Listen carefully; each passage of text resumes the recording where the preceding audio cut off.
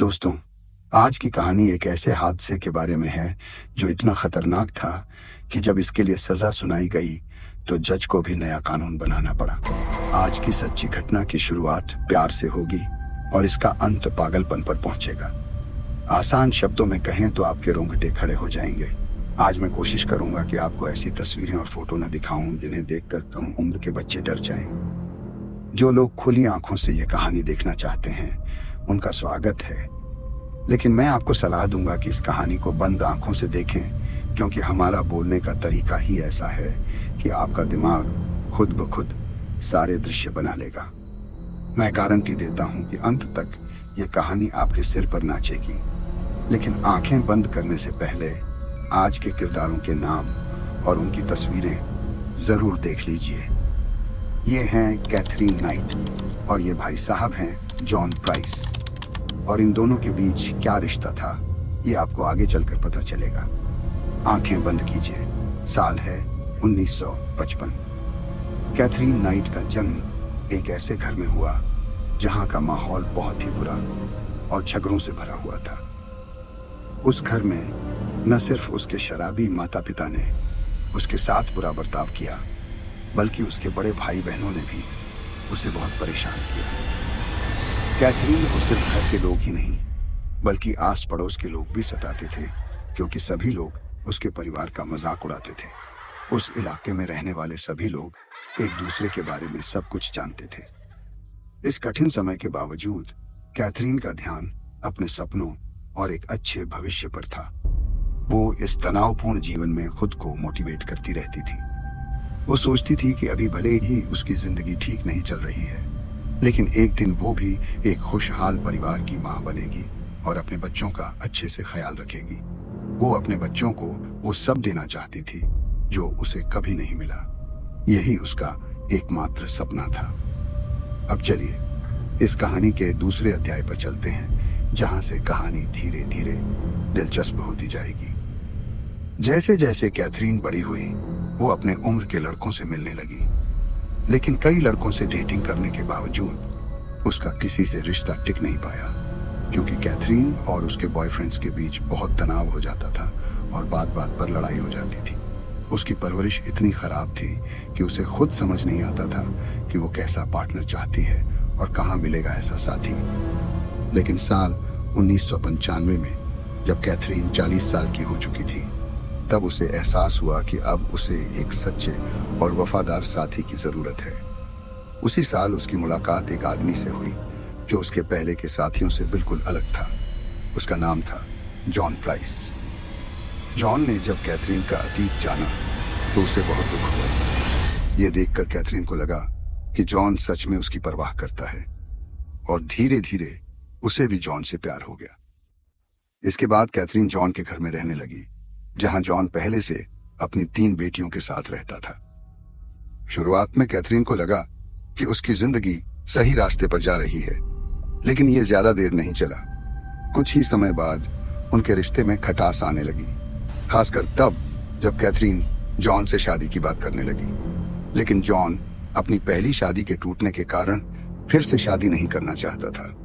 इस वजह से दोनों के बीच झगड़े होने लगे और वे एक दूसरे से दूर होने लगे। फिर फरवरी 2000 में जब एक दिन कैथरीन और जॉन रसोई में थे, तब उनके बीच शादी को लेकर बहस हुई जो मारपीट में बदल गई। इस दौरान कैथरीन का हाथ किचन के काउंटर पर पड़ा, जहां एक बड़ा चाकू रखा था, और उसने जॉन के सीने पर छोटा सा कट मार दिया। इसके बाद जॉन ने गुस्से में उसे घर से बाहर निकाल दिया और कहा कि अब कभी इस घर में कदम मत रखना।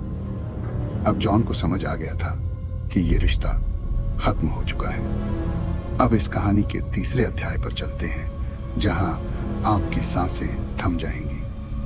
कैथरीन और जॉन के ब्रेकअप के कुछ हफ्तों बाद कैथरीन एक नए अपार्टमेंट में शिफ्ट हो गई, जो जॉन के घर के पास ही था। वहां अकेले रहते हुए कैथरीन को बहुत अकेलापन महसूस होने लगा। उसे पता था कि उसका और जॉन का रिश्ता पूरी तरह खत्म हो चुका है, फिर भी वो किसी भी तरह से फिर से जॉन के करीब आना चाहती थी। 29 फरवरी की सुबह जब जॉन अपने काम पर चला गया, तो कैथरीन उसके घर पहुंची और उसके पास अभी भी घर की एक चाबी थी। वो अंदर गई और जॉन की तीनों बेटियों से मिली, उनसे थोड़ी बातचीत की और फिर एक बेबी सिटर का इंतजाम कर दिया ताकि वो बच्चों को एक रात के लिए बाहर भेज सके और जॉन के साथ अकेले एक रात बिता सके। शाम को जब जॉन घर लौटा तो उसे घर में अपनी बेटियां नहीं दिखी, लेकिन टेबल पर कैथरीन का एक नोट रखा था जिसमें लिखा था कि वो उससे फिर से प्यार करती है और थोड़ी देर में वहां पहुंचेगी। जॉन को यह सब बिल्कुल पसंद नहीं आया कि कैथरीन उसकी अनुमति के बिना घर में घुसी और बच्चों को कहीं भेज दिया। इसके बाद जॉन एक बियर निकालकर सोफे पर बैठ गया और कैथरीन का इंतजार करने लगा। अब हम कहानी को आगे बढ़ाते हैं अगली सुबह तक। जॉन सुबह 6 बजे तक अपने काम पर नहीं पहुंचा तो उसकी कंपनी के लोग चिंतित हो गए और एक कर्मचारी को उसके घर भेजा। कर्मचारी वहां पहुंचा तो देखा कि जॉन की गाड़ी घर के बाहर खड़ी है, लेकिन दरवाजा बंद है और कोई जवाब नहीं आ रहा। तभी उसकी नजर दरवाजे के किनारे पड़े खून पर गई। इसके बाद पुलिस को सूचना दी गई। जब पुलिस पहुंची तो उन्हें घर के पिछले हिस्से में खाना पड़ा हुआ मिला, जैसे कोई पार्टी होने वाली थी। जब वो अंदर दाखिल हुए तो खून ही खून फैला हुआ था और खून के निशान ड्रैग किए हुए शरीर की तरफ इशारा कर रहे थे। जब पुलिस आगे बढ़ी तो देखा कि कैथरीन जमीन पर बेसुध पड़ी है, लेकिन उसकी नब्ज चल रही है। पुलिस ने तुरंत एम्बुलेंस को बुलाया। बाकी पुलिस अधिकारी ने पूरे घर की तलाशी शुरू की। जब वो एक कमरे में पहुंचे तो वहां एक पर्दा लटक रहा था, लेकिन जब उन्होंने उसे हटाया तो उनके हाथ पर खून लगा था। वो समझ गए कि वो पर्दा दरअसल जॉन की खाल थी, जिसे कैथरीन ने काट कर पूरी तरह उतार दिया था और वहां टांग दिया था। अब फ्लैशबैक में चलते हैं। कैथरीन रात में जॉन के साथ आई और उसने बहुत खूबसूरत ड्रेस पहनी थी। जॉन बहुत गुस्से में था, लेकिन उसे देखकर शांत हो गया। दोनों ने कुछ समय साथ बिताया और सो गए। फिर रात में अचानक कैथरीन उठी और अपने घर से कसाई खाने वाले औजार लेकर आई जहां वो काम करती थी। उसने जॉन पर सोते समय हमला किया और जब जॉन भागने लगा तो उसे खींचकर फिर से अंदर लाया और 36 बार चाकू मारा। इसके बाद उसने जॉन का सिर काटा, उसे उबालने के लिए पानी में डाला और शरीर के टुकड़े करके डाइनिंग टेबल पर खाना सजाया। हर प्लेट पर जॉन के बच्चों का नाम लिखा और उसके दिमाग को खुद खाने लगी, लेकिन फिर पछतावे में उसने नींद की गोलियां खाकर आत्महत्या की कोशिश की। अगली सुबह मेडिकल टीम ने उसे बचा लिया। ठीक होने के बाद उस पर हत्या का मुकदमा चला और कोर्ट ने उसे बाकी कभी रिहा न करने की सजा सुनाई। वो ऑस्ट्रेलिया की पहली महिला बनी जिसे बिना किसी पैरोल के आजीवन कारावास की सजा हुई, और हैरानी की बात है कि वो आज भी जिंदा है। Over and out.